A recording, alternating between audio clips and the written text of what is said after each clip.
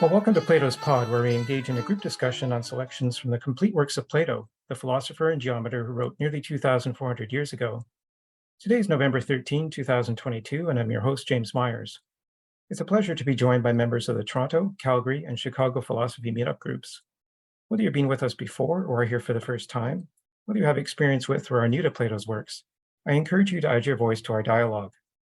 To contribute your thoughts, please use the Raise Hands feature in Zoom. To keep the discussion flowing and ensure everyone has a chance to speak, I'll call on you in the order that hands are raised, using first name only. I've suggested 3 themes and excerpts from the reading for today's discussion on the Cratylus, which are posted on the shared drive linked to the event notice on meetup.com. We can focus on these or any of the other themes, and for everyone's benefit, please relate your comments and opinions to Plato's text. As we exchange thoughts in today's reading, I'll briefly summarize and try to connect different perspectives to a common thread. After we finish recording in 2 hours, I welcome anyone who wishes to remain online for Plato's Cafe, a casual half-hour discussion on Plato or philosophy in general. So today we'll cover the second of 3 parts, from 400D to 421B, of Plato's Cratylus, the dialogue and the origin of the names that we apply to things and their meaning that evolves in language over time. We began the Cratylus 2 weeks ago by considering a broad definition of thing as an object of thought, and the question arose in our discussion whether there are rules that apply to objects of thought. Socrates states that there are rule setters whose expert craft it is to establish names of things, and he says there are dialecticians who look to first principles of a thing to supervise the rule setters. These were contentious points, and it made me wonder what Plato meant by the word rule. To explore what a rule is, we'll begin today's discussion with another clip from the Lex Fridman podcast interview of renowned mathematical physicist Sir Roger Penrose. In this segment, Penrose emphasizes the importance of understanding to knowledge, and he concludes that understanding why the rules give you truths enables you to transcend the rules. We might consider Penrose's words in the context of the word rule as translated from the ancient Greek word nomos, which implies a division. To my thinking, it seems logical that division cannot occur unless there are 2 limits to the thing that is being divided. One of the limits is the beginning of the thing, and the other is the end of the thing. And these 2 limits define the thing as different from any other thing. Division requires difference and creates more difference. At the beginning of today's reading, Socrates introduces the doctrine of Heraclitus, that things are all flowing and that nothing stands fast. This doctrine, implying perpetual difference, seems to lurk in the background of the remainder of the dialogue as Socrates discusses the connection of names to motion. He begins with an examination of the names of gods, which humans appear to have derived from a perspective of unending motion. Then he proceeds to consider the ways that many other names connect to our perception of motion. We should recall Plato's definition of motion in the thesis as either a change in spatial position, which is the way we normally think of motion, or a change in state, such as water freezing to ice. In the Cratylus, Socrates states that wisdom is the understanding of motion. What does he mean by this? So if understanding of motion is necessary to wisdom, then perhaps we need to consider both the naturalist approach to names, which is to look at the origin of things in nature without regard to human usage, and the conventionalist approach that considers the different way humans apply names to things over time. Socrates alludes to this in today's reading, and in our next episode, we'll see his conclusion on the matter. As one participant noted at the end of our last episode, humans are creatures of nature with their own conventions. So after we listened to Roger Penrose, I thought we could return to the question we left off with in our last episode, which is whether man is the measure of things and how wisdom would be possible if that were the case. If we adopt the doctrine of Heraclitus, that everything is in motion so that the same thing never occurs more than once, many questions seem to arise. Among them, 1, how would logic in such a configuration operate in the absence of a permanent connection between objects of thought? Would randomness supersede logic? 2, is it possible that rules, or divisions, or limits could exist in a Heraclitean system? 3, if there are no fixed limits to things because everything is in a fluid flux, how is it possible for the mind to attain knowledge, or an accurate account of one thing, or any combination of things? And 4, is it possible to distinguish wisdom from foolishness when everything is in flux? So there's a connection between these questions and our technology, specifically the GPT-3 technology that I spoke of last time, that seeks to emulate human speech. Interestingly, an article on a book review written by GPT-3 appeared in this morning's New York Times, which I'll show now briefly on the screen to emphasize the importance of Plato's Cratylus to today's technology. And then let's listen to Roger Penrose and think about how we understand rules and things.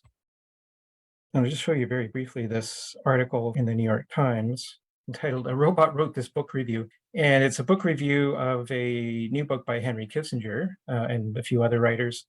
And the article writer is making the point that GPT-3 technology wrote part of a book review. He fired up the technology, as he says, and the app uses GPT-3, the cutting-edge AI system, which acts as a kind of turbocharged version of Gmail's autocomplete feature. And he says he pasted the first few paragraphs of the review that he wrote into the software and asked the software to finish. And here's what it wrote, he says. So this is the part in italics. And you can see that it's actually coherent, seems to be relevant to the book. Now, then he makes a few notes. He says, first, the AI wasn't an unqualified success. So in its use of words, it spit out a series of run-on sentences. Then a few tries later, it seemed to give up on the task of book reviewing altogether and started merely listing the names of tech companies. But then he says it warmed up quickly, and within a few minutes, the AI was coming up with impressively cogent paragraphs of analysis, some frankly better than what I could have generated on my own. And so I show this as a way of illustrating the importance of Plato's Cratylus to our modern technology. And this is what a point that I was trying to make in the last episode, that there is a current technological relevance of understanding the names that we apply to things when things are objects of thought. And so I just showed that to illustrate that. So let me then share my screen again. And I wanted to show this clip of Roger Penrose because in the last episode, we talked about rules and rule setting and supervising rule setters, but there was some contention as to what exactly a rule is with respect to a name or the word we apply to a thing, and then how supervision can happen. And we'll see in today's reading that there is some clarification on that. But I really thought this segment from Roger Penrose, the Lex Friedman interview of Roger Penrose, really hit the mark on a few things. Penrose makes the point that understanding is very important to him in arriving at meaning, that we have to understand. And understanding, he says, requires an understanding of rules and then transcending the rules. So again, this interview was on the subject of Penrose's book, in which Penrose says that the mind is not a calculating device, or not just purely a calculating device. So there's that in the background. And in this particular clip, he's talking about some courses that he attended and what he heard at these courses. And so let me just share this, and we'll listen to just a few minutes of Roger Penrose here. Never got excited about anything, seemingly. But it was extremely well put together, and I found that amazing too. The third course that was nothing to do with what I should be doing was a course on mathematical logic. And I got, as I say, my discussions with Ian Percival. Was the incompleteness theorem already deeply within mathematical logic space? Were you introduced? I was introduced to it in detail by the course by Steen. And it was two things he described which were very fundamental to my understanding. One was Turing machines and the whole idea of computability and all that. So that was all very much part of the course. The other one was the Gödel theorem. And it wasn't what I was afraid it was, to tell you there were things in mathematics you couldn't prove. It was basically, and he phrased it in a way which often people didn't. And if you read Douglas Hofstadter's book, he doesn't, you see. But Steen made it very clear. And also in a sort of public lecture that he gave to a mathematical, I think it may be the Adams Society, one of the mathematical undergraduate societies, and he made this point again very clearly, that if you've got a formal system of proof, so suppose what you mean by proof is something which you could check with a computer. So to say whether you've got it right or not, you've got a lot of steps. Have you carried this computational procedure, well, following the proof, steps of the proof correctly? That can be checked by an algorithm, by a computer. So that's the key thing. Now what you have to, now you see, is this any good? If you've got an algorithmic system which claims to say, yes, this is right, this you've proved it correctly, this is true. If you've proved it, if you made a mistake, it doesn't say it's true or false, but if you've done it right, then the conclusion you've come to is correct. Now you say, why do you believe it's correct? Because you've looked at the rules and you said, well, okay, that one's all right. Yeah, that one's all right. What about that? Oh, I'm not sure. Oh, yeah, I see why it's all right. Okay. You go through all the rules. You say, yes, following those rules, if it says, yes, it's true, it is true. So you've got to make sure that these rules are ones that you trust. If you follow the rules and it says it's a proof, is the result actually true? Right. And that your belief that it's true depends upon looking at the rules and understanding them. Now, what Gödel shows that if you have such a system, then you can construct a statement of the very kind that it's supposed to look at, a mathematical statement, and you can see by the way it's constructed and what it means that it's true, but not provable by the rules that you've been given. And it depends on your trust in the rules. Do you believe that the rules only give you truth? If you believe the rules only give you truth, then you believe this other statement is also true. I found this absolutely mind-blowing. When I saw this, it blew my mind. I thought, my God, you can see that this statement is true. It's as good as any proof because it only depends on your belief in the reliability of the proof procedure. That's all it is. And understanding that the coding is done correctly. And it enables you to transcend that system. So whatever system you have, as long as you can understand what it's doing and why you believe it only gives you truths, then you can see beyond that system. Now, how do you see beyond it? What is it that enables you to transcend that system? Well, it's your understanding of what the system is actually saying and what the statement that you've constructed is actually saying. So it's this quality of understanding, whatever it is, which is not governed by rules. It's not a computational procedure. So this idea of understanding is not going to be within the rules of within the formal system. Yes, you're only using those rules anyway, yeah, because you have understood them to be rules which only give you truth. There'd be no point in it otherwise. I mean, people say, well, okay, this is one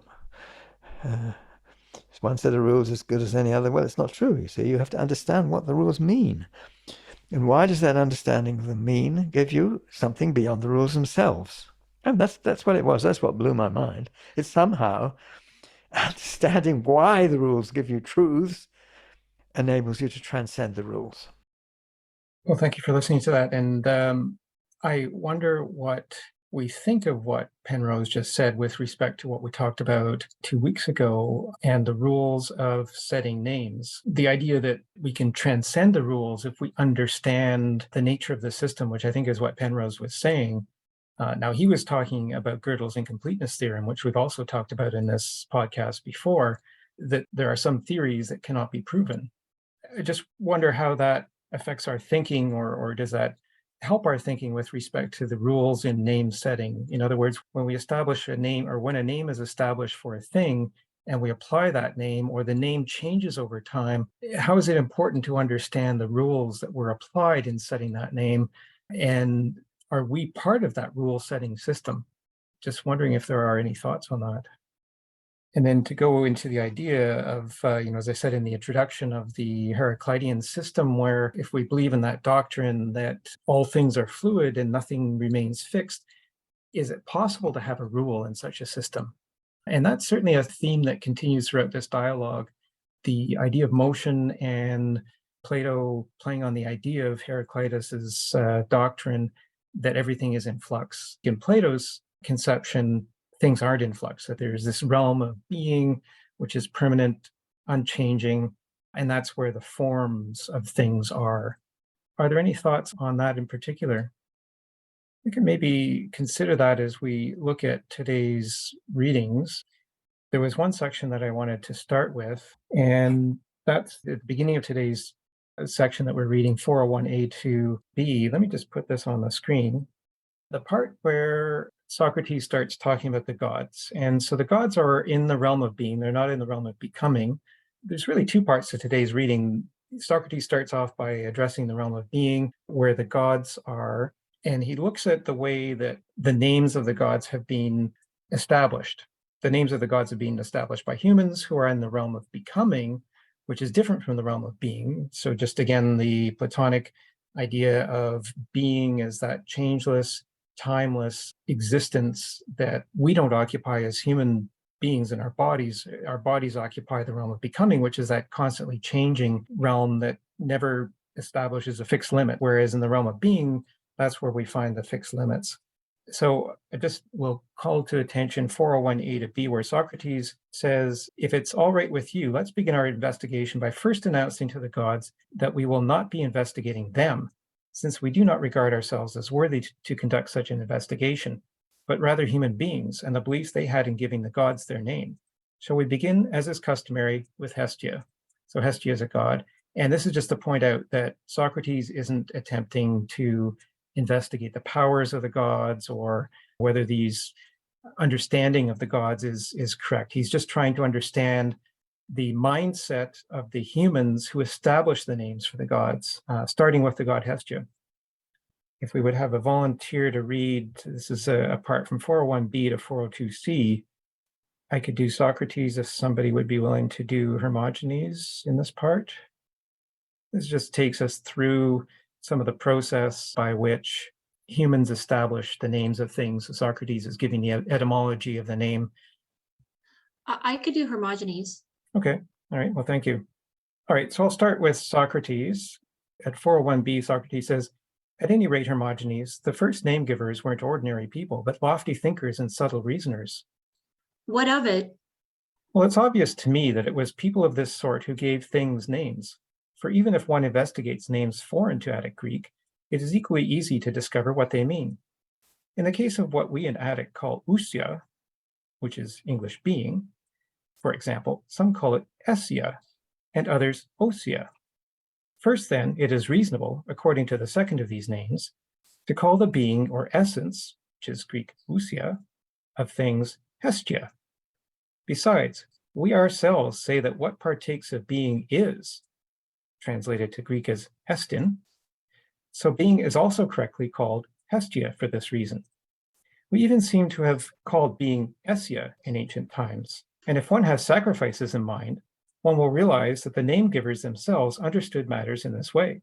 For anyone who called the being or essence of all things essia would naturally sacrifice to Hestia before all the other gods. On the other hand, those who use the name ousia seem to agree pretty much with Heraclitus's doctrine that the things that are all flowing and that nothing stands fast. For the cause and originator of them is then the pusher, which is the Greek outhon, and so is well named ousia. But that's enough for us to say about this, since we know nothing. After Hestia, it is right to investigate Rhea and Cronus, though we've already discussed the latter's name. Now, maybe what I'm about to tell you is nonsense. Why do you say that, Socrates? Because I've got a whole swarm of wisdom in my mind. What sort of wisdom? It sounds completely absurd, yet it seems to me to have something very plausible about it. How so? I seem to see Heraclitus spouting some ancient bits of wisdom that Homer also tells us. Wisdom as old as the days of Cronus and Rhea. What are you referring to? Heraclitus says something that everything gives way and nothing stands fast. And, likening the things that are to the flowing, which is the Greek roe of a river, he says that you cannot step into the same river twice. So he does. Well then, don't you think that whoever gave the names Rhea and Cronus to the ancestors of the other gods understood things in the same way as Heraclitus? Or do you think he gave them both the names of streams, which is Greek rheumata, merely by chance? Similarly, Homer speaks of ocean, origin of the gods, and their mother Tethys. I think Hesiod says much the same. Orpheus, too, says somewhere that fair flowing ocean was the first to marry, and he wedded his sister, the daughter of his mother. See how they agree with each other, and how they all lean towards the doctrines of Heraclitus. I think there's something in what you say, Socrates, but I don't understand what the name Tethys means. But it practically tells you itself that it is the slightly disguised name of a spring. After all, what is strained, Greek diatomenon, and filtered, a thumenon, is like a spring, and the name tethys is a compound of these two names. That's elegant, Socrates. Well, thank you, Jane, for reading that. And I thought this would be good to introduce the idea of Heraclitus, that everything is flowing, nothing remains fixed. That would seem to negate the idea of being, which in Plato's system is that permanent state which never changes, and that's not the state that our bodies occupy. Our bodies occupy the state of becoming, which is constantly changing, but our minds in the Platonic view occupy the realm of being, which is timeless. And I thought this would be a good way to illustrate this, but also to illustrate the point that what he's saying, I think, is that names tend to be established with reference to motion. And I wonder why we think that's important, or why we think that would be the case.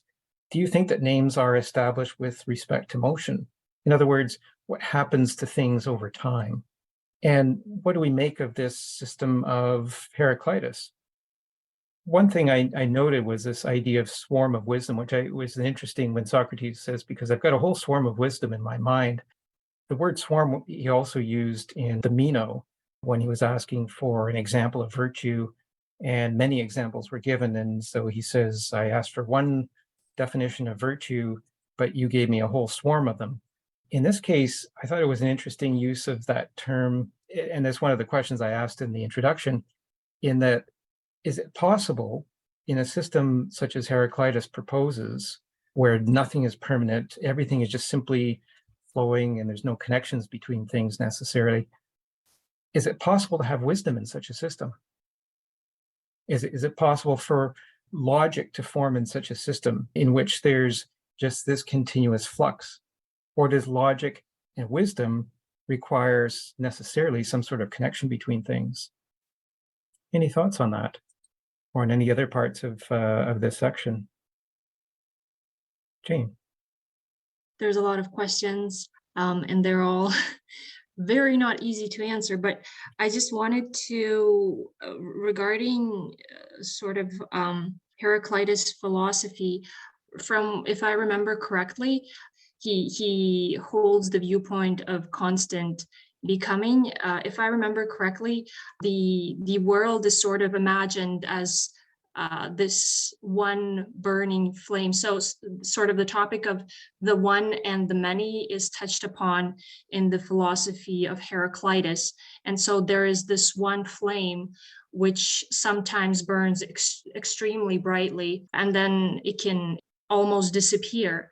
And so you have this sort of dialectics going on, and it is a constant state of becoming, but there is this one single source.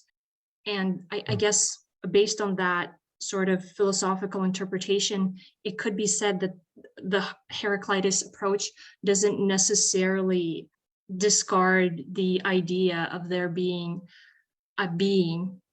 And so this sort of state of becoming, it's something that we are observing on a day-to-day basis, but there is sort of this one state of being that is fundamental and essential. It is just not noticeable to the mortal eye if you are being superficial about your observations. Yeah, that's not very well worded, but anyway, yeah, thank you.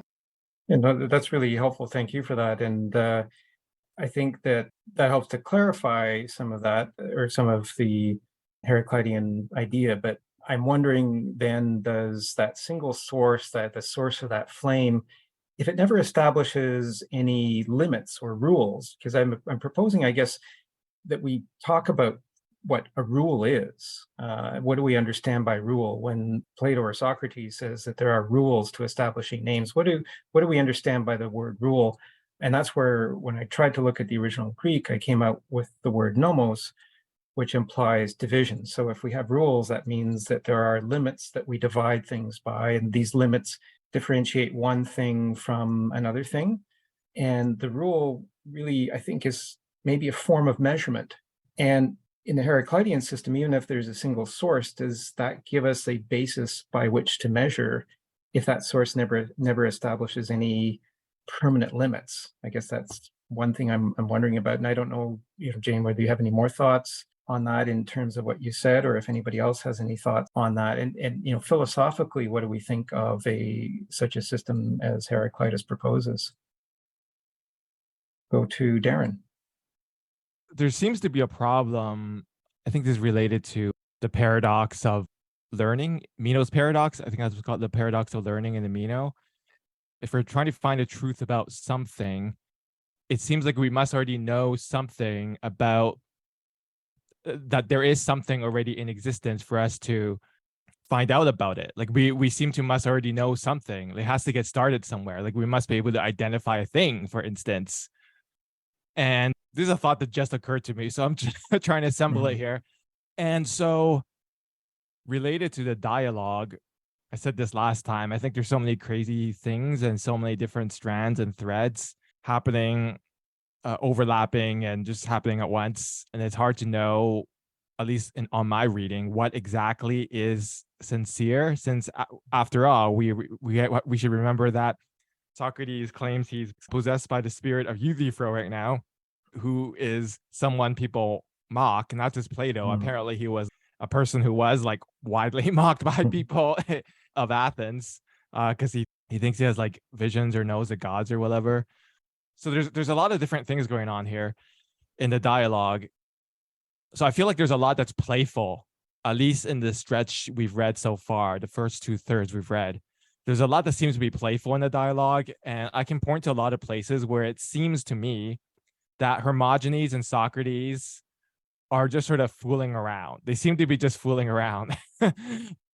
I actually wonder if they're trolling Cratylus, because Cratylus is the one with the naturalistic view, and I think it's clear. Like I skimmed ahead to the very conclusion, because I feel like the conclusions of these dialogues often have clues to how to interpret all the complex things that are happening. And, it does seem like Socrates will come out against the naturalistic view of language at the end, even though he starts off the dialogue in the first 10 pages making an argument for it. So I even wonder if a lot of the things they're saying here, including in some of the etymologies, are actually like trolling Cratylus. Like, for instance, the one that you just read on what was it? Thestes or something? Hang on. Thesis? Yeah, thesis. I can't, how do you pronounce it? Tethys. Tethys, I think, yeah. Tethys. Okay, so this is what we read here. He says, but it practically tells you, okay, so this is regarding the name Tethys, but it practically tells you itself that it is the slightly disguised name of a spring. After all, what is strained or diatomenon and filtered or idhumenon is like a spring, and the name Tethys is a compound of these two names. Okay, and then Hermogenes says, that's elegant, Socrates. I was like, is this a joke? First of all, the etymology makes no sense. Like, how is Tethys is a compound of those names that were just given, diatomenon and idhumenon?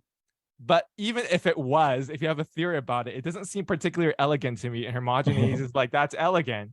And then there's actually many instances of this. I can point to other places, but I'll just use that as an illustration right now. So I'm like, what in the world's going on? That's a good point. And I think that the idea that there is this trolling going on, it's an interesting thing. And there is definitely play back and forth between Socrates and Hermogenes. And then later when they bring in Cratylus himself at the end of the dialogue, it seems like there is something playful going on. And in fact, Socrates uses the word playful in one of his definitions a little bit later on in this section.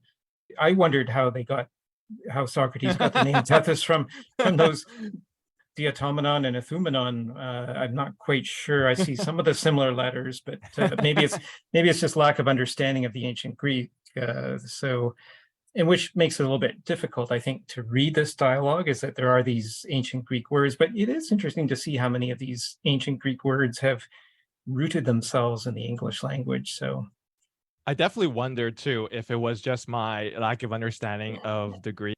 But as you highlighted, coming up shortly, they talk about how there's a serious way of explaining these names of these gods and other things, but there's also a playful one. And that Hermogenes will have to go to someone else for the serious etymologies, but Socrates can give you a playful one, and even the gods love to play. So I feel like there's a lot that's playful going on here, and then Hermogeny sort of catches on, and I feel like they end up sort of playing together. And the issue of like how to read these texts comes into the picture too, because I feel like sometimes reading these dialogues is like reading a play. Like when you read a play, there aren't that many indicators of like what is dramatically happening. Like when you're producing the play from the text, you have to fill in a lot of the feelings and emotions and the interactions and the facial expressions. Like that's actually not written in the play, like or many plays at least. For most plays, when you read them, they like that stuff isn't filled in. That's up for the interpretation of the director and the actors. So you have to do that when you read these dialogues, I feel like. And I feel like when you have that in mind, that these are dialogues, they're not typical philosophical treatises or whatever. They're dramas too. I feel like if you were to produce this as an actual play, they would be sort of like winking at each other and stuff like that, with Cratylus just watching in the background unamused. It is this interesting flowing back and forth of ideas, for sure. Yeah, it's I wonder, just Socrates makes a statement, we ourselves say that what partakes of being is. And I wonder, the word is there, does that imply some sort of permanence? What partakes of being is, so that is permanence, which we're looking for, I think he's implying, but there is this constant motion, so we're in this state of becoming, or at least everything physical is in a state of becoming. And so that confuses us. And I think that's a very common theme throughout Plato. But we need to reach into this realm of being to find out what truly is. I'm reading that word here, we ourselves say that what partakes of being is. I'm reading the word is as being of some permanence. And then that stands in contrast to what he says of Heraclitus's doctrine, is that the things that are all flowing and that nothing stands fast. So I'm wondering what we think of that. I see JK, your hand up. If you have any thoughts on that or anything else, that would be appreciated. Thank you. Yeah, the idea of is, I think, in terms of the temporality, right? The is would be the present. But if you think of it in terms of temporality, you're never in the present because you're coming in to it from the past. So it's the past and you're going towards the future. And so that is might be the infinite difference between past and present, past and future. And so that kind of difference would be what is maybe eternal or infinite, possibly. But I think that the idea of a kind of fixed eternal being is a little bit hard to accept, because it seems to imply that there's a kind of some being that's transcendent, that's outside of the world of eminence and eminence of becoming, and that's hard to swallow.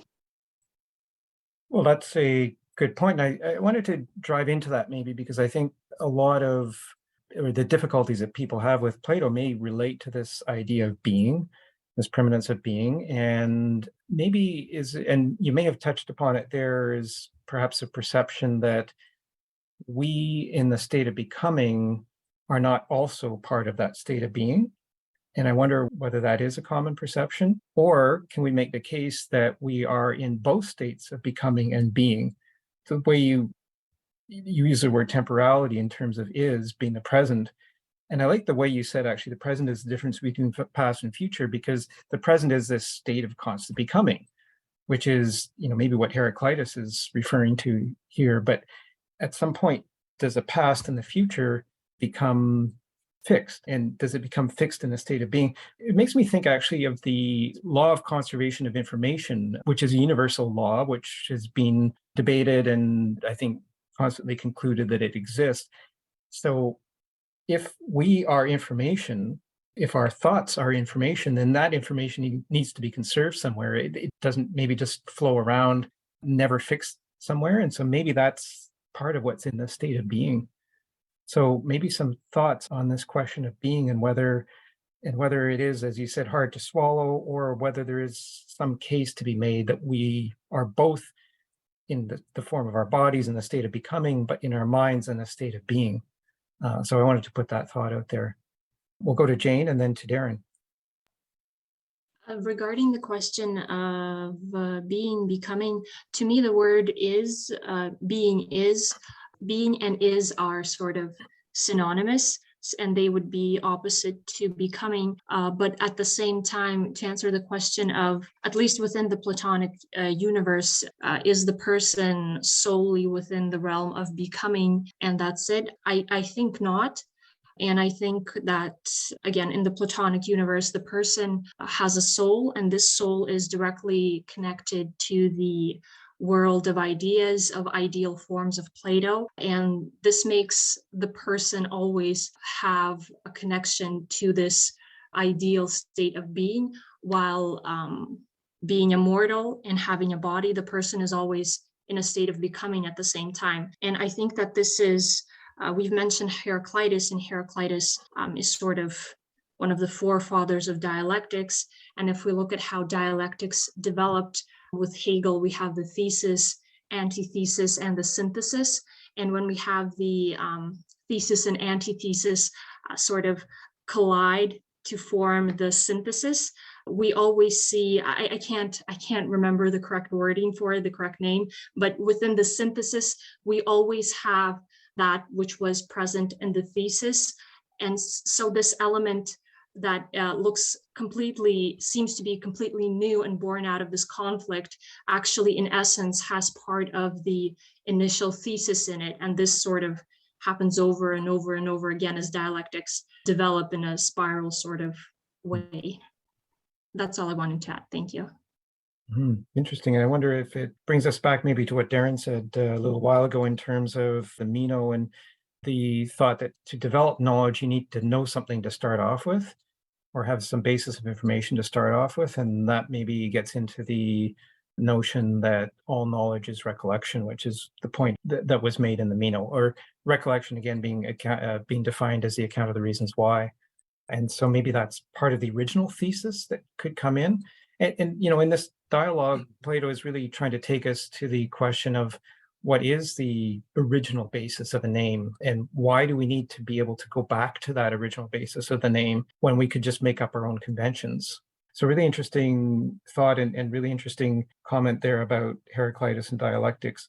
I also like the way you referred to the ideal state of being and the realm of ideas, which I think would be in that, certainly not in the state of becoming, but maybe in that state of being. And I know sometimes Plato's forms are referred to as ideas. So that's maybe a connection there that we can make. So thank you for that. And then we'll go to Darren. So I do want to come back to what you and Jane have just discussed, this problem of, well, Meno's paradox, the problem of knowledge, and what knowledge consists of and how it gets started and what we have to know in order to know anything. So I was saying sorry, I got off track in my last comment, but I was saying how there's I feel like there's a lot of different strands in this dialogue, and some of them are playful. I just want to indicate that. I think there are many strands here that are playful strands, but I think there are some serious ones too. Yeah. And I think some of the more serious ones are precisely about this problem. And the one that you flagged with your video at the start about the relationship, and it's about the relationship, at least this is my reading. We're trying to find a relationship of language to knowing the truth about things, because language seems to be our only vehicle because we're using it right now, and it's what we use to speak of the world, and as we saw last week, to instruct about the world and the nature of things, and to ask questions. This is our tool. So Plato thinks there's something has to be naturalistic about it, because it has to relate to nature somehow, just like our other tools do, if we want them to work well. But what is that relationship? There are a lot of etymologies which I personally feel are extremely suspicious. I think Socrates himself flagged that. For instance, James, you had us read that quote at the start where, or I think you at least mentioned it, where Socrates says that I don't know if these are really the etymologies of the gods, like that we're clueless about, but at least this is what people thought about the gods, and this is what they're basing it on. So I think that makes them suspicious. But I think there are moments, other moments where things get a little bit weird again in the dialogue, where you're wondering, oh, maybe there's something serious here too. I think that's all in the spirit of playfulness that we see so far in the dialogue. And maybe we're meant to question along with Socrates some of these things, Sure. because Because if we don't question, then how are we ever going to get to the natural form of the language or of the name? In fact, at one point he actually says, if we didn't have language and words to instruct each other, as you reminded us of that point from last time, if we didn't have language and words, how would we convey ideas? He says we would actually use our hands and things to point to natural things. He actually says, I was looking for it in the dialogue, I can't find it, but it is in there.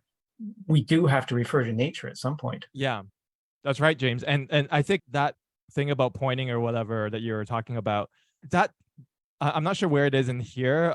Maybe it's coming out, or maybe I just forgot about it, but it's definitely in the Sophist, which we read last time, where he talks about a certain kind of personality or people who think that to know something, they'll like literally run up, you ask them, and they'll literally run up to a tree and hug it and be like, this is the definition, this is like a tree or whatever. And that's like all they know.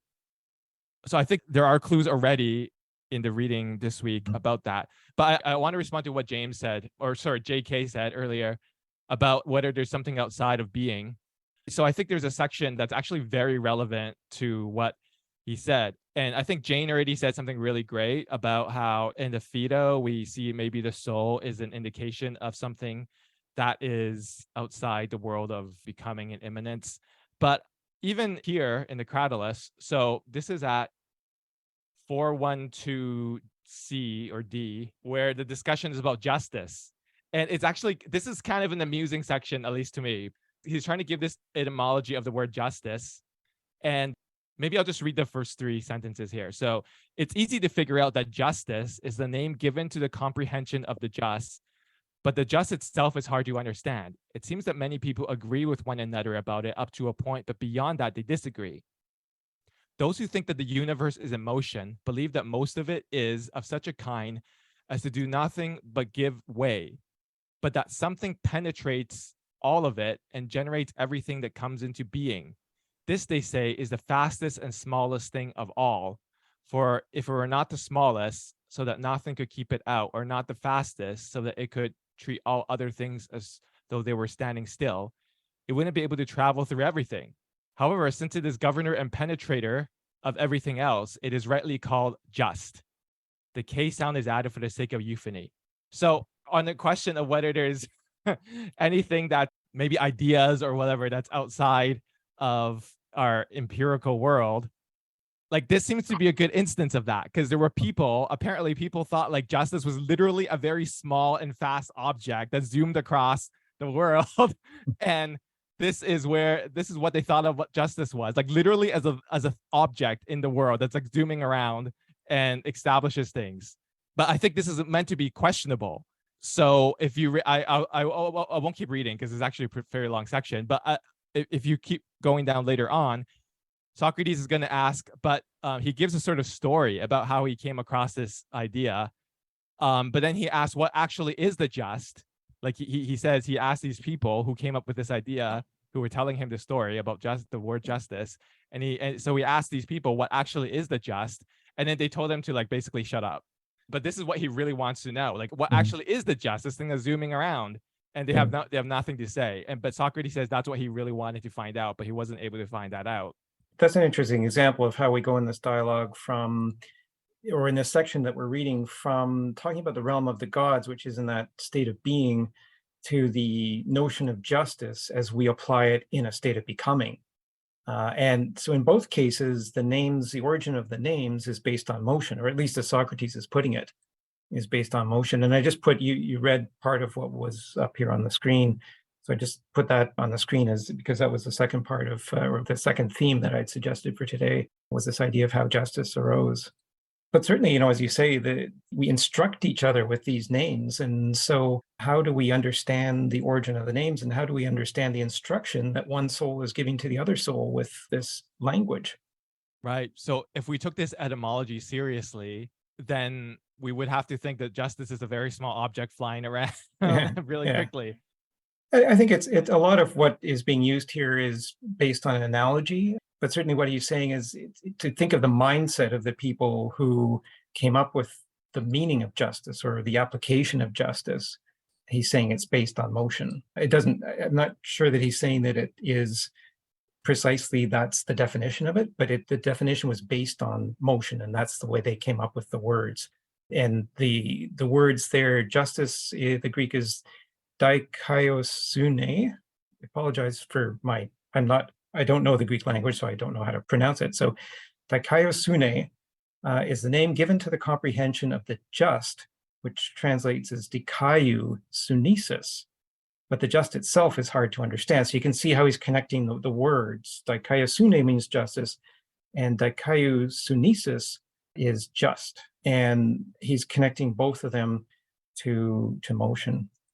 But even in this section, though, he's already flagging he's already suggesting, like hinting, as all these dialogues often do, that's not what justice is, because he's gonna he poses the question just below, right? Like he asks these people, "What is justice?" And then they told him to shut up. Yeah. Well, let's come back to that, because I think it's a good example of what the dialogue is trying to do. I just wanted to go to JK at this point, and then we can come back to that and explore it further, together with the idea of how we instruct each other. So JK. Yeah, I like this. This discussion about names and language, how language is used to arrive at ideas like justice, has to do with memory and recollection, right? Mm-hmm. And so memory is something that you've experienced in the past, and so the names that we have introduced into our minds are there in our memory, and memory plays a very important role in how we respond to the world, or how we make our decisions and so forth. And the world of becoming is the present. And we use the language, use the names for purpose of serving our needs and desires and aspirations. So involves a future. So could you think of the mind as what Plato means? The mind is memory, and our attempt to memory and our projects in terms of thinking about the future. And the world of becoming is the present, and how we respond and act in the present in the world of becoming. That's a really interesting connection that you made there in terms of memory, and how, possibly, if I understand what you were saying, that our memory is of motions, our memory is of change, right? Or I think, as I said, in the context of the forms, our perception is of difference. We don't perceive sameness, because there's nothing to differentiate one thing from another when everything is the same, but we perceive difference, and difference arises in motion. And again, to go back to what I said in the introduction, motion is not just a change in spatial position, which is the way we normally think of motion, but it's also a change in state. And so if our memory is of changes both in spatial position and change in state, then I think you call it to attention a very important point, that the mind operates on memory. And so that's actually a really interesting point that we could explore. Is that why we tend to name things based on the motions, the changes in state or the changes in position? Right. So like even the names, he talks about how the names are revised, right? Letters could be added or taken away in order to fit the situation. Right.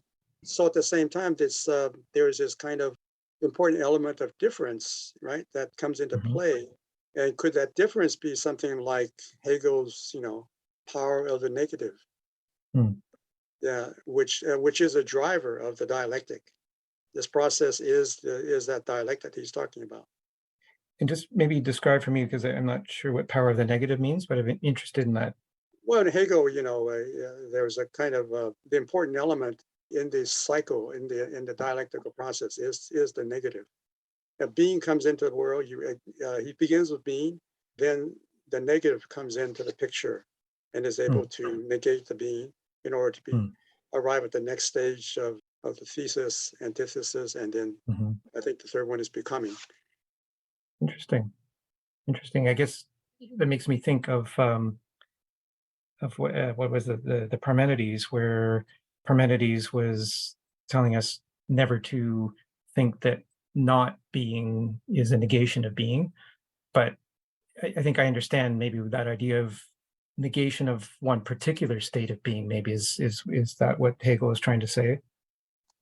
Yeah, I think that's how I'm trying to understand it. Yeah. Also, if you you're familiar with Deleuze, right? Deleuze also Mhm. critiques even Hegel's notion of the dialectic in terms of it begins with being as an identity, and so the negation is a reaction to being rather than a positive force of being. Hmm. So for him, difference is the positive.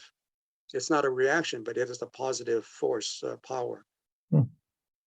That makes the difference, and that drives the process. Yeah. Mhm. So it's also a process view. Interesting, fascinating.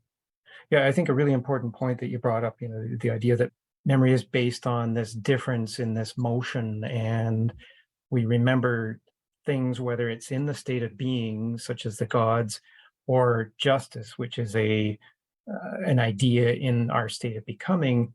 It seems Socrates is saying we remember these things all based on memory, or all based on motion, which is a really interesting connection to make there. So thank you. Said one of the things I wanted to look at this time was how we define a word, just maybe as an example of what we've been talking about.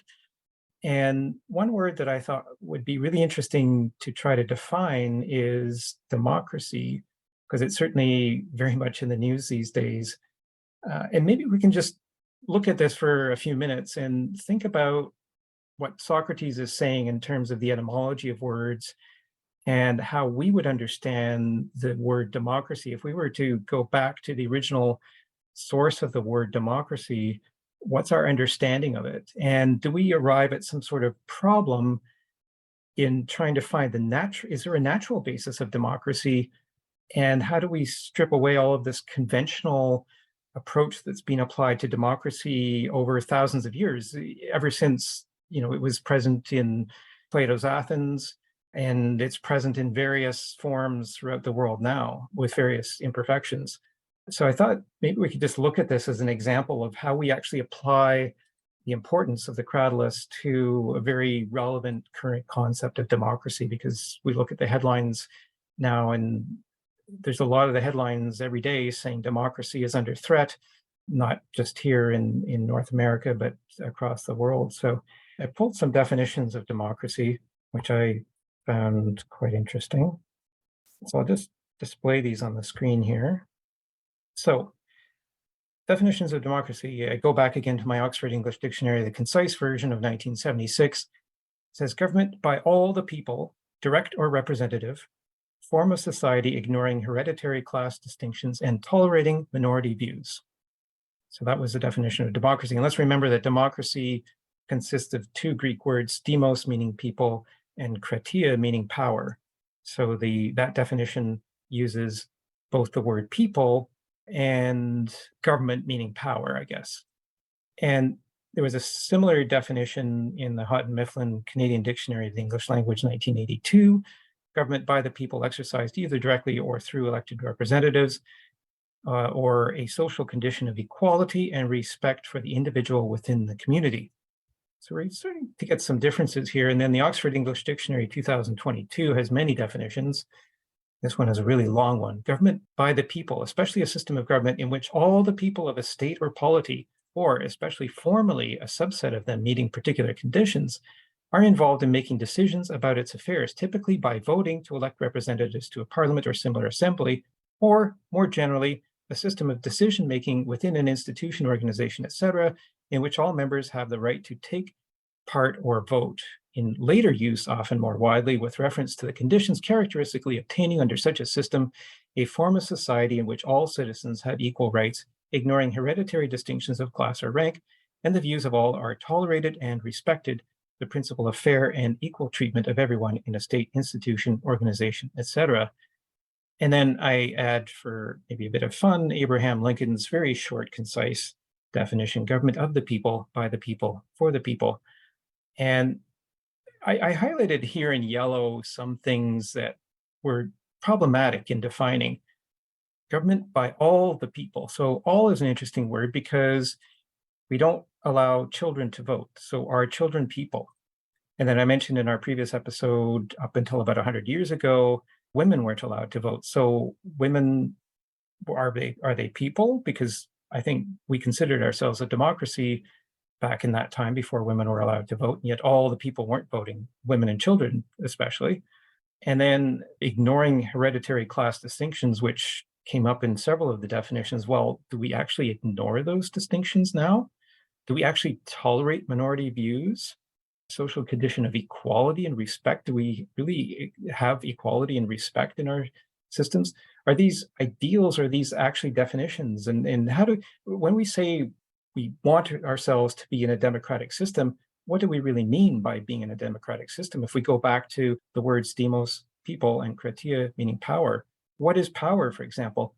Here in the Oxford English Dictionary 2022, it says typically by voting. Well, is voting really a form of power if, for example, you live in a gerrymandered district, or if there's only one party effectively allowed to govern? So is democracy a process or is it an outcome? So voting is more process-based, but then there's also outcomes that we have to consider. So I wanted to just use this example of democracy as a way of how we would approach finding out the meaning of something, and then how we would deal with these differences in definition. Because this is really, it's a significant problem, I think, in our world today, this definition of democracy and what we're striving for. Darren, your thoughts? I think this exercise you gave us is totally fascinating, and just contrasting these definitions, and then like having Abraham Lincoln's very succinct one, because it shows us in this one word how I think in many, at least more philosophical attempts at trying to define these concepts and to understand them, the truth of them, there is a sense that there's some kernel that is the essence of democracy, that is a true thing. And maybe that's best captured in the succinct form of Abraham Lincoln, although I'm sure there are people, intelligent people, who might find issues with it or have questions about that particular formulation. But then, like many other aspects of these definitions, are just totally contingent. They're historical, or reality might not resemble reality of like what we purport to be democracies, don't resemble some of the ways in which we think we understand the concepts. So there's this intermingling between both what we think there is some essence to this concept of democracy, but also all these contingent, impure aspects of both certain ways of defining the term, but also the way in which it's used and applied in our world. So if I may, James, I want to bring Cratylus back in, because I think there's a very interesting connection to one part of the text here. And I think this is actually, I personally think, so again, as I said, I think there's like jokey parts of the dialogue and there's some more serious parts. I think one of the more serious parts is where he gives us the etymologies for Hermes and Pan. I'll focus specifically on Pan because I think it applies so well here. And it's also one of the more interesting and just very provocative etymologies given out of like the 100 different ones that we have. So Socrates says, this is at 408c. Maybe I'll just read a few of these sentences because the dialogue here is probably more clear than I'll summarize. So he says, but it is reasonable for Pan to be Hermes' double-natured son. And above we saw that Hermes, it comes from activities involving the power of speech. So Hermes means interpreter, a messenger, deceiver in words, a wheeler, dealer, and so on. Okay, so coming back to 408c here, but it is reasonable for Pan to be Hermes', so speech's, double-natured son. How so? And Socrates says, speech signifies all things, that to Pan, and keeps them circulating and always going about, and that it has two forms, true and false. And Hermogenes says, certainly. Socrates says, well, the true part is smooth and divine and dwells among the gods above, while the false part dwells below among the human masses and is rough and goatish. For it is here in the tragic life that one finds the vast majority of myths and falsehoods. Hermogenes says, certainly. Socrates, therefore, the one who expresses all things, Pan, and keeps them always in circulation, Apollon, is correctly called Pan the goatherd. The double-natured son of Hermes, he is smooth in his upper parts and rough and goatish in the ones below. He is either speech itself or the brother of speech, since he is a son of Hermes. And it's not a bit surprising that a brother resembles his brother. But as I said, let's leave the gods. Okay, so that's the end of that. He's suggesting that Pan is something to do with speech or signification or expression. Mhm. And so Pan, it was properly named because Pan has this double-sided, like he's rough and goatish on the bottom and smooth on the top. It's appropriate because Socrates is saying here, speech, which keeps things in circulation, has both these forms. It always has this double-sided nature. So coming back to this the exercise he gave us, it suggests this, right? So at least what I was saying before about how in these words, there's sort of the messy, contingent aspects, changing aspects of these definitions and words, like democracy, which we see in maybe the Oxford 2022 definition, and all the very contingent things it puts in. And then there seems to be some essence that we're all searching for, or we all sort of want to point to, but it's very hard to. And that's like the smooth part of Pan, of speech, in this very etymology I was referring to. So that's all I was saying, like that's Plato himself is flagging this dual aspects of speech because we're living, he says, in the tragic life, like on earth, not in heaven, that speech will always have this double-sided aspect to it. That's really helpful, I think, to use that reference, Pan, all things circulating, the idea that speech exists to keep ideas circulating, but then it has that rough side. That was a really helpful quote that you used there from 408C.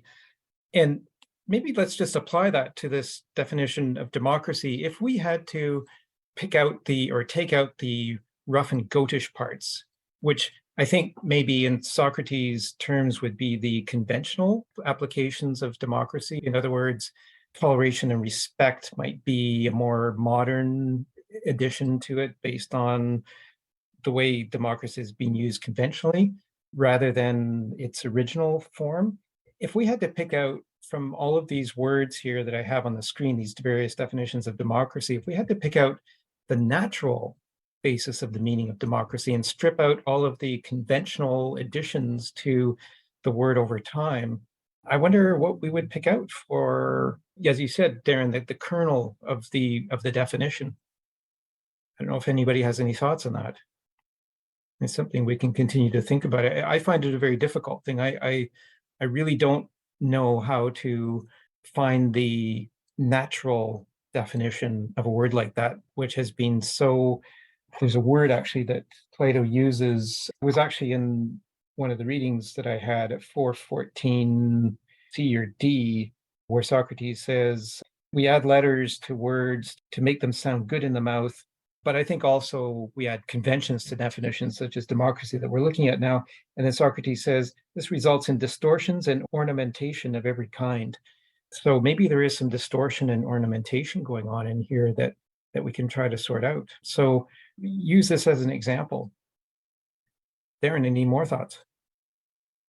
I sort of mentioned this already, but I feel like Abraham Lincoln's very succinct and poetic version probably gets pretty close to the truth. I'll probably have to do like search through my philosophy books and to see maybe what are the other ones. But I feel like a poetic formulations often are great because there's something in like the rhythm and the poetry of it that, I don't know, suggests something that's beyond the words. Like that's how poetry often works. Like it uses words, but it's, it's not literal. It's like pointing something beyond. And there's something very elegant and poetic in what formulation that helps. I just want to make a comment that I think it's interesting, like when we look at these definitions and they're different, they have different aspects to them, that we feel like that there is some kernel, right? Like it could just be that we have definitions of democracy and we just accept them, like maybe in a very flatly homogenistic sense.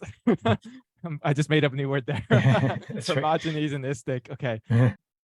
Like we could just take these definitions and just accept them and be like, this is how one person defines them, and that's it. We leave it at that. But it's interesting that we're always, at least many of us are often like are provoked to ask the question, like, is this really the real definition or the true definition? That we can even ask this question, I think, should be fascinating, because these words, we could just accept them in a purely conventionalistic way. But no, we have Like someone could just give us a definition of justice and we could just grow up and we just accept it. But no, like when someone asks what really is justice, which Socrates asks in so many dialogues, we can really feel the power of that question. It's like we have all these definitions, but what really is it? These other definitions that, for instance, maybe Thrasymachus provided in book 1 of the Republic, it's not satisfying somehow. So to me, this very phenomenon is interesting and almost like already in a way directs our sight towards maybe something like ideas with the capital I. This is just a suggestion, but I think it is something that many of these dialogues is trying to get us to do, right? It's trying to get us to think and provoke us to think. And it seems that in that process, we are led to ask questions about what is the essential nature of these words or these concepts that we use, like all these virtue terms, like what is virtue, that virtue, or what is courage, and so on. Good observation. The Abraham Lincoln definition there, government of the people, by the people, for the people, you said is poetic. It's also short, which maybe adds to the poetry of it. Maybe the shorter things tend to be the more natural definitions. Maybe I'm thinking, about mathematical theories, for example. I think there's a general understanding that a beautiful mathematical theory is one that's really compact. It doesn't take many, many thousands of pages to prove. So that's right. That's how I understand. And so maybe there's an example of some beauty in that definition of Lincoln's, whereas the Oxford English Dictionary 2022, and this is only one of many definitions, goes on for a full paragraph with many different ideas that have been applied differently over time. The other observation I wanted to add here too is that the way we govern ourselves in democratic systems or systems that we think are democratic can be very different, and they can really lead to very different results. And the example I wanted to use here is political funding, and so I'm Canadian, and in Canada, we do not allow corporations to contribute to political financing, and individuals are capped. I think it's currently now at $1,600 is the most that an individual can contribute to a federal candidate, which is a very small amount, relatively speaking. Whereas in the US, which also holds itself to be a democratic system, I think there are essentially no limits on political funding. And I think there are very different results that arise from that in terms of who the politicians pay attention to. So I think this is one of the reasons why I wanted to bring out this definition of democracy, because we all say that we are in democratic systems, but we apply the definition very differently, and it has very different outcomes. And certainly when the headlines talk about democracy being under threat, it's a very, I think, relevant case of how definitions can matter. So I wanted to go to JK. I just want to ask if anybody remembers the Martin Luther King's line about justice. One of his speeches, something about life is a struggle or something, but it bends towards justice. Yeah, something like that. I forget. And anybody else remembers? It's a really good line. Yeah, I do recall something about that, but I don't recall the whole line. I mean, justice is, of course, another example of a word that we have great trouble and great conflict in defining. Darren. I just want to take the liberty of bringing up another thing from the Cratylus, which I think is quite pertinent to this discussion we're having. So regarding our discussion, what I was talking about earlier, that like it's so curious to me that we can even raise a question about like what is the true nature of this concept, democracy, that question makes sense to us and we try to find it. Okay, well, at 421A to B, so near the end of the reading for today, there's various etymologies for epistemological terms like truth and falsehood and being and so on. But the one I want to flag is the one for the word name, which is onoma. So I'll just read it. It's just one sentence. I'll read it here at 421A. Socrates says, well, omena, name, seems to be a compressed statement which says, this is a being for which there is a search. You can see this more easily in onomaston, or things named, since it clearly says, this is a being for which there is a search. And I won't read the Greek there because I'll just totally kill it. I don't know about you guys. I find that totally fascinating. Okay, and I also happen to think this may be one of the more serious moments. So it's not one of the jokey ones. I mean, it's just too good. that Socrates says that name indicates that there's something to search for. And it fits into our discussion because this idea of like, oh, you gave us all these definitions of democracy, James, but there's still a search for which one is the right one, right? It's not like we're just satisfied, oh, there's these various ones, but which ones seem to capture it best. So there's a search. It's interesting that it begins with a name. I mean, I think that's a suggestion here, that it starts with something in ourselves, our own consciousness or thinking. And just making another connection, this comes back to the Penrose clip, maybe, about how there is something in understanding that just transcends just the rules or various, maybe he says the coding, or maybe you can understand as like definitions of things. That understanding is something that points beyond just that. So which is why when someone just gives us various definitions of the words, like what, like justice or goodness or democracy, that it's possible to be unsatisfied with the definition. It's not purely a convention. Thrasymachus says that justice is just whatever the powerful says it is, or rule the powerful. But we don't accept that. Our understanding transcends just like these various rules. It demands a bit more. So anyway, I don't know how tightly you can make that connection, what Penrose said, but I feel like there's some connection there with this idea that a name is a being for which there is a search, and this idea that there can be a search and that this is a phenomenon that exists is fascinating, at least to me. For sure. Well, let's go to JK, and then I wanted to maybe get back to the idea of whether man is the measure of things, because I think we've been talking about this kind of throughout this discussion today, whether man is the measure of things, and again, whether we are able to measure if we believe that everything fits into a Heraclitean system in which nothing is permanent. There are no permanent limits by which we can measure things. So just wanted to bring the discussion back to that to frame it, because that's going to be very much, I think, a part of our next and final episode on the Cratylus, is to understand how this discussion of Heraclitus fits into this question of whether man is the measure of things. So we'll go to JK.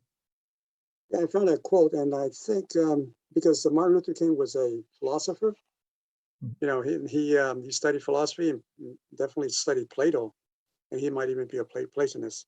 The quote is where he says that the arc of the universe is long, but it bends toward justice. That's beautiful, poetic. Yeah, I really like that. Yeah. Thank you. The arc of the universe is long. And arc is an interesting word because it implies roundness, and that which is round has no beginning and end. And that, I think, is very important to our understanding, because our understanding really has no limit or no inherent limit. The limits are really ones that we establish ourselves.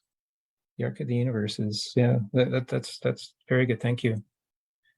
So, again, this definition of things, I think, is important. And definitions, certainly with that example of Martin Luther King, can be very inspiring, and not just necessarily things that cause discord and disagreement.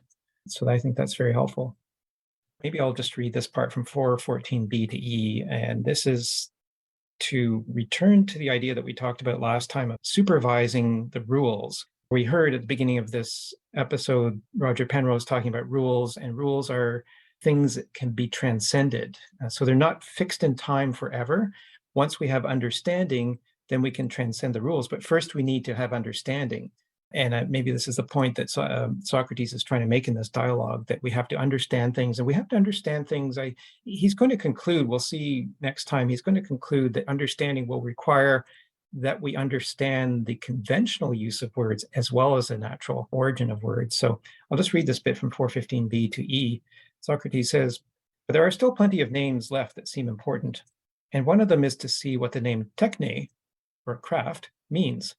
If you remove the T and insert an O between the k, ch, and the N and the N and the or E, resulting in ikonoe, doesn't it signify the possession of understanding?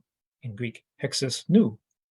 Hermogenes says, "Yes, Socrates, but getting it to do so is like trying to haul a boat up a very sticky ramp."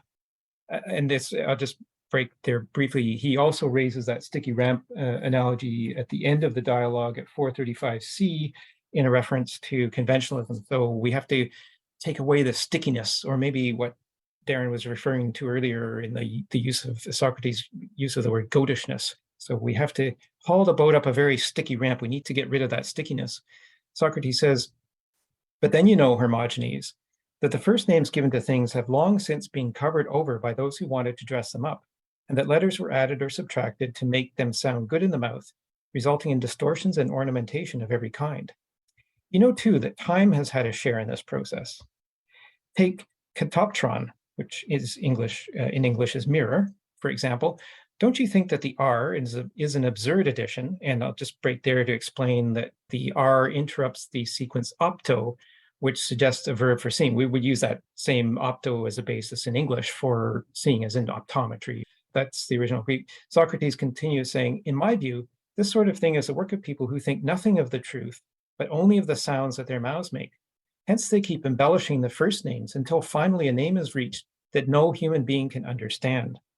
One example, among many others, is that they call the Sphinx by that name instead of fix. Hermogenes says, that's right, Socrates. Socrates says, and yet, if we can add whatever we like to names or subtract whatever we like from them, it will be far too easy to fit any name to anything. Hermogenes says, that's true. Socrates says, it concludes, yes, it is true. So I think a wise supervisor like yourself will have to keep a close watch to preserve balance and probability. And I wanted to introduce that conclusion for a few reasons, because we talked last time about supervising the name setting being a craft, and somebody needs to supervise the use of that craft. So for one example was the craft of making a rudder, the ship captain would supervise the effectiveness of that, because the captain is the one who actually uses the rudder. The rudder is made by a carpenter, but the captain is the one who uses it. So the captain is a supervisor. So here Socrates is saying that there's a role for us in supervising the application of names. So I thought that was an interesting way to understand maybe what we talked about last time in terms of name setting and supervising. The other thing I thought was really interesting in this is that he says, we have to keep a close watch to preserve balance and probability. I thought it was really interesting. Why would he say balance and probability? What's the importance of balance and probability in terms of understanding names? Does anybody have any thoughts on that? That was a really interesting use of phrase. James, how would you describe probability here? Mm-hmm. Yeah, it's a good question, Eva. I see probability. Well, probability is different from certainty. So I think first of all, he's saying that there's no certainty in the origin of names, and so if there's no certainty, then we have to look to probability. So if there's a range of things that a name could be, what is the most probable thing that name is? So there's some sort of analysis that needs to be done there to get rid of options that are not probable and to keep the options that are more probable. That's how I understand probability being used in that sense. Darren, any thoughts? So regarding the passage you just read, the very beginning, so regarding this term techne, craft, so Socrates, I'll just read this quickly again. So if you remove the T and insert an O between the CH and the N, and the N and the E, like this was stretching credulity. The way and I think Hermogenes is referring to this, that in order to get there, you're hauling a boat up a very sticky ramp. So is that an example maybe of looking for probabilities, and maybe Hermogenes is saying that this is not very probable? Yeah, I think that's Hermogenes saying it's not, like, that's at least like that you'll have to make, it's a hard case for you to make, Socrates. But regarding the so I'm going to tie this in with the supervisory role. So he says later on here that people, he talks about the word Sphinx and how people came to be scared of it, right? That's what he says, right? Mm-hmm. Or they became, because they think it means something else, right? Right. They think it means to torture. This isn't a footnote. I think the suggestion about supervision here is that it might be similar to the suggestion about supervision of the poets in the Republic. It's that people are impressionable and get affected by entertainment and arts, so they better be supervised in a way so that they're for the purposes of the good, because art might not be and images might not be. So I feel like to the extent that people, take words seriously in this way, that they might be scared of using certain words. And this comes up actually multiple times in this dialogue so far, that he mentions words that people are scared of because of their false understanding of the word or what they think the word means. Then we need to make better associations so that they refer, so they're suggestive of the real nature of the thing, rather than words that sound like they're referring to something different, or suggesting something that doesn't actually belong to what the word is supposed to be referring to. I feel like it might be similar to the idea of supervising the poets in the Republic. That's a useful example, I think, because especially with the poets, Plato often talks about Homer. And I think there's implications there that he thinks that Homer is telling us in a lot of his works about the gods, as if Homer knows what the gods are like and what motivates the gods and all of this. And I think the reason Homer keeps coming up in Plato's dialogues is that it's a warning that we need to supervise that. We can't necessarily take what Homer says as being true, because it is just poetry. And so there needs to be some supervision of that. We will have to keep a close watch, he says, to preserve balance and probability. So is there balance and probability in what Homer says of the gods?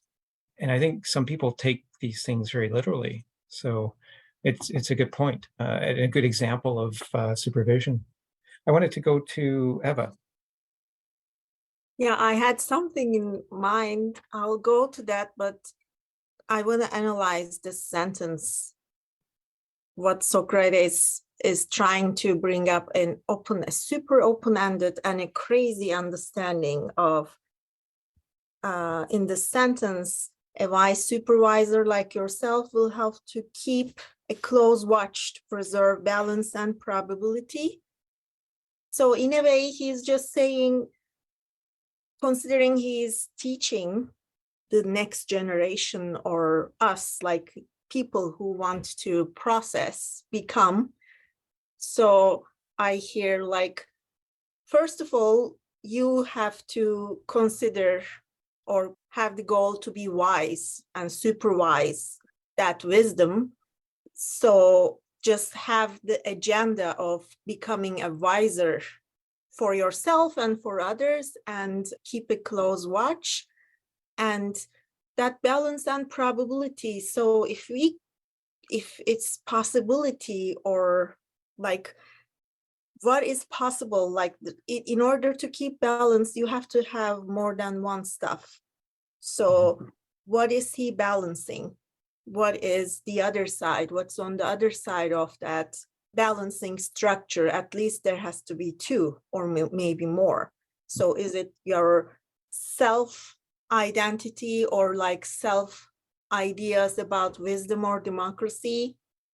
Or is it like the social thing around, or is it the time you're living in?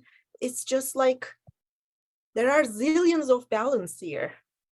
When I think of Socrates, the first thing comes into my mind is like this man who is living in the land of gods. There are many gods, and they all claim to be so powerful, so big, so aware of everything. So they are all huge, even more greater than you think. That's what they claim.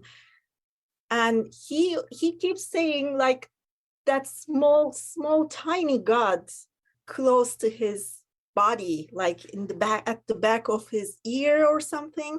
So he's referring to the real understanding of maybe Almighty or ruler as very, very small, but very close to himself.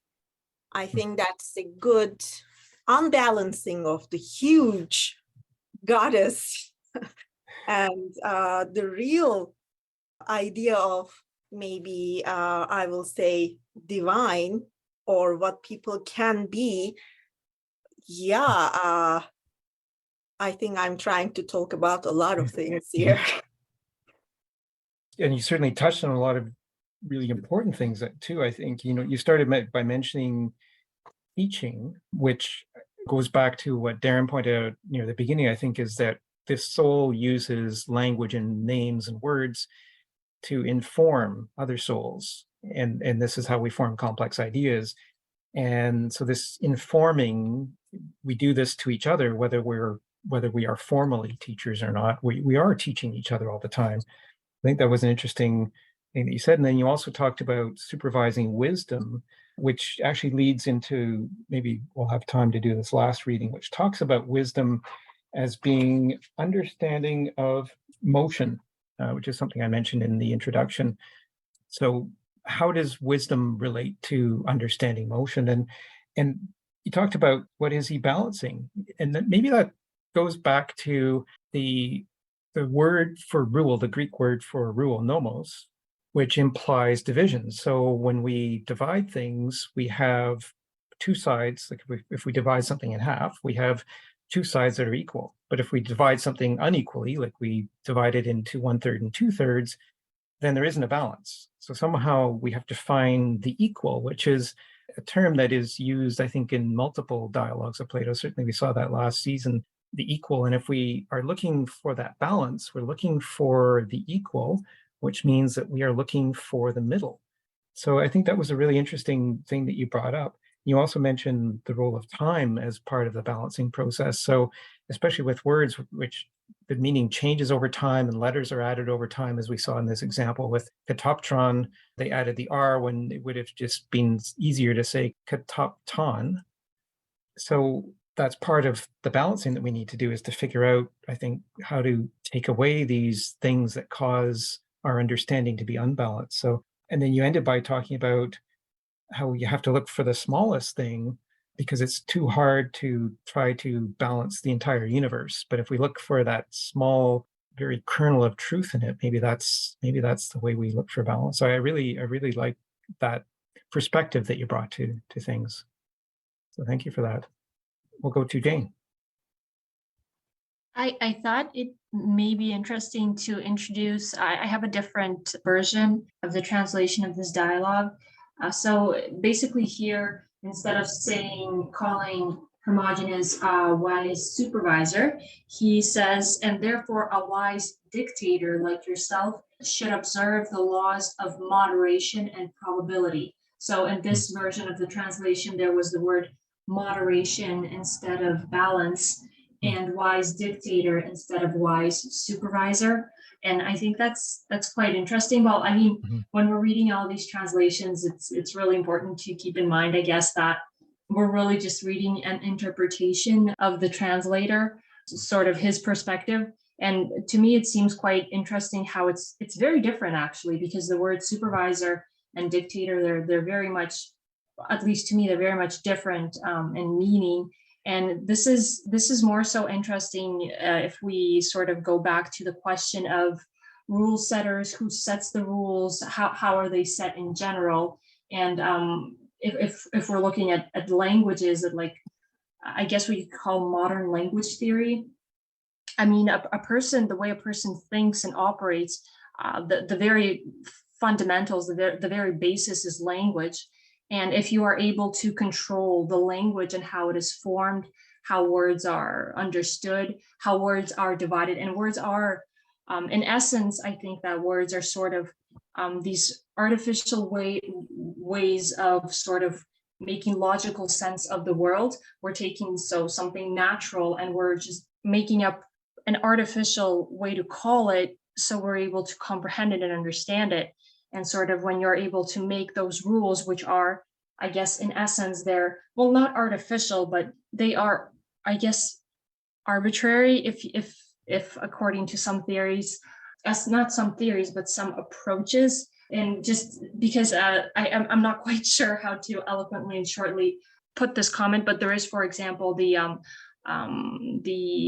German mathematician Spengler, who talks about the sort of scientific super rational approach is sort of like a death sentence for the true morphology of the world, for the sort of the true essence of the world. And so when we're making these strict rules, we're sort of killing the nature of things, if that could be said. But anyway, I think I'm just all over the place. I just wanted to sort of insert that comment of how translations are quite different and how they give this very different idea, I guess, of what is being said in the dialogue. That's a really helpful illustration, though, I think, Jane, of the very point of this dialogue is that the words make a difference. And so the example that you used, the replacement of the word supervisor with dictator, I mean, to me, that's a completely different meaning. Are we looking for a dictator, or at least as we understand dictators now? I mean, dictator has all of that negative connotation now with certain individuals in this world presently who are dictators. None of us wants to be like those people. So that was a really interesting replacement or translation of that word. I would prefer the word supervisor, but maybe it's just a question of preference at that point. And then when your translation or the translation you're using had the word moderation in place of balance, something can be moderate but not necessarily balanced. So there is a difference in meaning there. So really interesting example of how words make a difference, in reading with those words, especially if we apply the conventional approach to a word like dictator, I think could give us a very different meaning. So it's a really excellent illustration, I think, of the point and the importance of the Cratylus.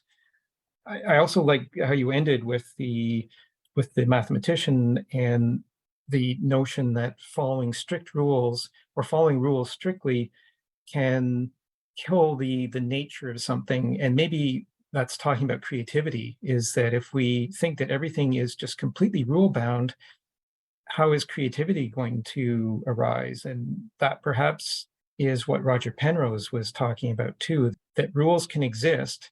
And here in the Cratylus, we're trying to find the rules for naming things. But once we have understanding, then we can transcend the rules. And so are we looking to be completely constrained by the rules all the time? Or are we just trying to find some understanding so that we can actually transcend the rules? I think ties very well to what Penrose was saying in that clip that we listened to at the beginning. So thank you for that. I think we have just a few minutes remaining. And so I wanted to go to this part here, 416 B to D, and just introduce the statement of Socrates. I won't have the time, I don't think, to read the whole thing, but I'll start. Socrates makes a statement. It seems to me that the giver of names reviles everything that hinders or restrains the flowing of the things that are. So again, the theory that we name things based on the motions or the flow of things. Then he talks about beautiful, kalon in the Greek, translates as fine or beautiful. And he says, to name things, kalun, is to perform beautiful, kolon works. So he's trying to connect the naming of things with beauty. Then he goes on to say, and we say that it is thought that does this? Hermogenes says, certainly. Socrates says, therefore wisdom, in Greek phronesis, is correctly given the name kalon, which means beautiful, since it performs the works that we say are beautiful and welcome as such. That was kind of an interesting use of or tying wisdom to beauty. And again, it may be a stretch the way he's doing it here. And then he goes on, there's another section that I highlighted here, 417A to C. At 417A, he says, in light of the previous investigations, you should now be able to explain symphoron, which is in English advantageous for yourself, since it is obviously a close relative of episteme, which is in English is knowledge. It expresses the fact that what is advantageous is nothing other than the movement, which in Greek is phora, of the soul in accord with the movement of things. And I thought it would be interesting to just comment on that briefly, that if the soul is what is doing the observation of things, and the things that it's observing are in motion, the soul's motion has to follow the motion of the things that it's observing. So observer and observed need to be in some sort of harmony of motion for the observation to be complete, to make a complete account of the reasons why, which is, as Socrates said in the Meno, is knowledge. So I wanted to bring those ideas out there again to tie this whole discussion of motion to the idea of knowledge. So Darren, your hand is up. So regarding the passage you read on kalon, I think there's some relevance there to maybe to tie discussion back to some of the things that were raised earlier about the discussion earlier about being and becoming and its relation to language and how we can know things and what it is we know and how we get knowledge started. So all those questions. JK said something earlier about how memory plays a role in knowledge and understanding and knowing. But I think he was trying to, he said it was hard to understand, like, how could there, like, what is it that stands outside of the becoming, whether there's anything like that being. And he said it was hard to imagine. So I think what the passage you read is relevant to this. So he says, actually, so I'm just going to read the couple of lines above what you said. So Socrates says, regarding the word kalan, in my view, this name derives from a sort of thought. Hermogenes, what do you mean? Socrates says, tell me, what caused each of the things that are to be called by a name? Isn't it whatever gave them their names? Hermogenes says, certainly. And I'm just repeating here what James Reed just read. Socrates says, and wasn't it thought, whether divine or human or both, that did this? Yes, Socrates. And isn't what originally named them the same as what names them now? That is to say, thought. So, like, this is such an interesting part because he's bringing the idea that names aren't just about what is purported to, be the things that we perceive or the nature of things, whether like according on the Heraclitus view, it's all in flux. The suggestion is quite direct here, is that like both the name and the thing itself actually comes from thought. And as we saw earlier, the origin of the word for name is something to be searched for. The suggestion, like in this passage, is that these objects that and these names begin in us, actually, which is, as an epistemological proposition, is fascinating. It's suggesting there is something in human thought where knowledge begins, that it's not just purely, the flux out there, and it's whatever we perceive or remember from that. Because even the problem of memory is not final, right? Because what are we remembering? If it's all flux, like, what is it we remember? It's just more flux. Like, if we remember, it seems like we're remembering things. But where is this origin of the things? And the suggestion in this passage that you just brought up, is that somehow are both related to thought. So he says again, what caused each of the things that are to be called by a name? Apparently thought. And isn't it whatever gave them their names? Again, it's thought. So it's so interesting that it's like all thought. It can't just be all in the world. And even the idea of difference, I think we saw this in a sophist, comes from, it's not just like there's difference in the world and we just sort of like a photocopier, we just copy in our minds. But no, the difference is, it's something that maybe is something like an idea that is what we bring to the possibility of knowing. It can't just be all flux or all perception. But anyway, I just want to draw that connection from what you just read to what was discussed earlier.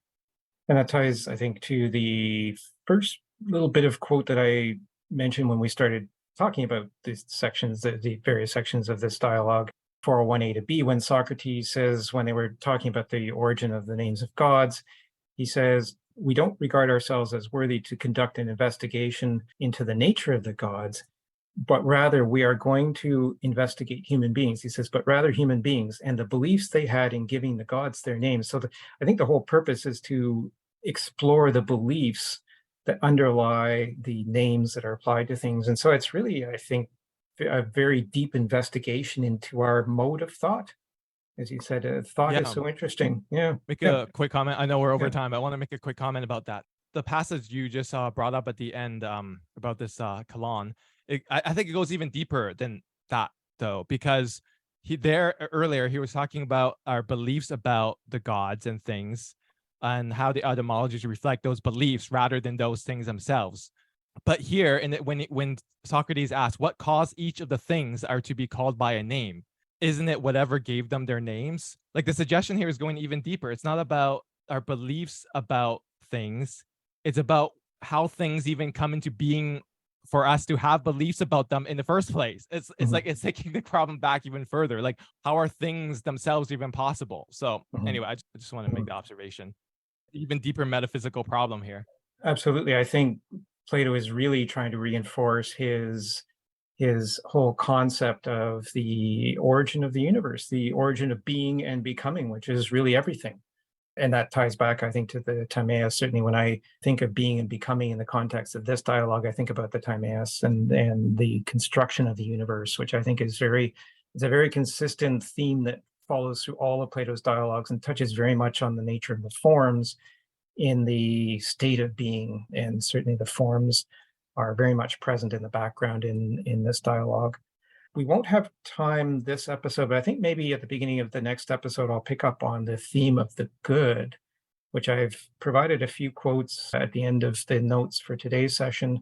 I would just highlight one thing, or two parts of the quotes here, and this is in 417a to c about the good. And I'll recall what Plato said about the good in the Republic. The form of the good is that which gives truth to the things that are known and the power to know to the knower. That's what he said in the Republic about the good. And he explores that further in this section in the Cratylus. He says, because the good penetrates everything, it has the power to regulate everything. And the one who gave it its name named it after this power.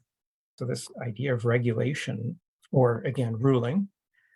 And then he goes on in the next part that he speaks. He says, the name giver calls the good by that name because it is the fastest of the things that are. It doesn't allow things to remain at rest or permit their motion to stop, pause, or reach an end. Instead, it always does away with any attempt to let motion end, making it unceasing and immortal. Very interesting thoughts on the nature of the good and how the good ties to the names that we apply to things, and the idea that the good is the absolute ultimate in what we're looking for in terms of this ceaselessness and immortality which would exist in the state of being. So I wanted to end with those thoughts about the good, because I think we can pick up there in our next episode. So our next episode in 2 weeks, we will finish our discussion of the Cratylus and see what the conclusion is that Socrates reaches at the end of the Cratylus. I think it's very interesting, and we'll try to apply that conclusion to our own everyday understanding of names. So I want to thank everybody for being part of this great discussion. I think we've had some really interesting ideas here. I'm going to think more about what JK said about memory. I think that's really intriguing, and how that ties into this dialogue and into our greater understanding of things. Certainly it's a theme that pervades Plato's works, memory is. And so very much look forward to resuming in 2 weeks. So I'll end the recording now, again, with thanks for everybody for attending. For those who wish to stay online for an unrecorded half-hour discussion of Plato's Cafe on philosophy or Plato or any related topic, more than welcome to do so. And otherwise, look forward to seeing everybody in 2 weeks. Thanks.